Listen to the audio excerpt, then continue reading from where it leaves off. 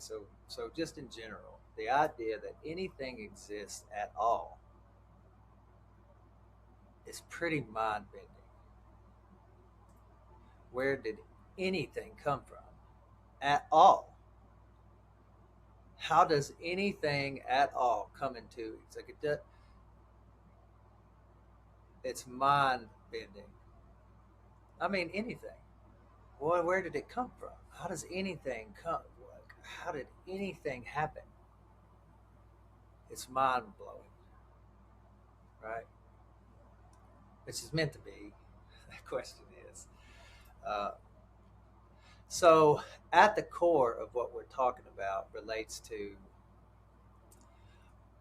us being the purpose. Okay, we are the purpose of this existence, but we have to come into a relationship with ourself that contains awe and curiosity. Because how are we existing? Yeah, the literal fact that we exist is the purpose. That's why these two words are typically confused. Because we relate to ourselves in a very limited way through thought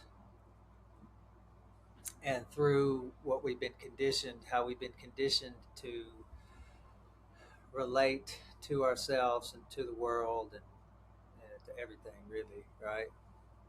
And so, sure, we have these goals and ideas around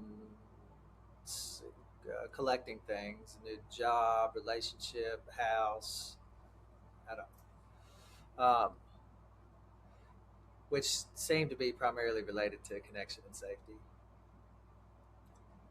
right? Except the difficulty is none of those things will actually provide the permanent sense of peace that we imagine that they will, because we live in an environment that constantly changes. So there's actually no just resting place that we'll find. Um, and so what we're actually trying to achieve is some, I don't know, totally safe, comfortable uh, space that lacks difficulty, you know. But we don't know we're sort of trying to do that. And aren't we?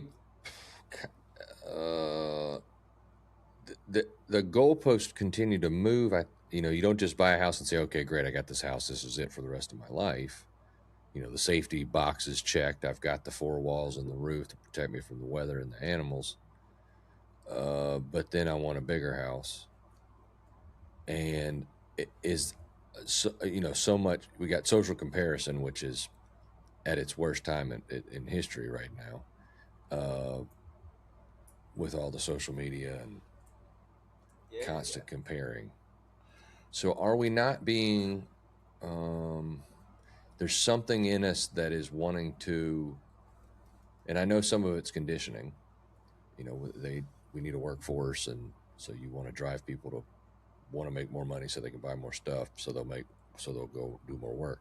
But what beyond that is it that's driving us? So once I've obtained the house and I have the transportation, you know, it's food instinctively, but then it's the thinking that comes in and really drives or draws us in. I don't know if drives us is the appropriate word, but I want to be careful too, because some of us, achievements aren't bad. I don't think I'm suggesting that they're bad. It's just that's not what we're going to seek.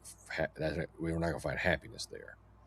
Um, you know, I, there could be results of the achievement that create happiness. Say the achievement was to start a trauma retreat center, and you get the trauma retreat center going. That's the goal. Doesn't give me happiness or satisfaction, but all the people who come through there and get healed do, or get some healing.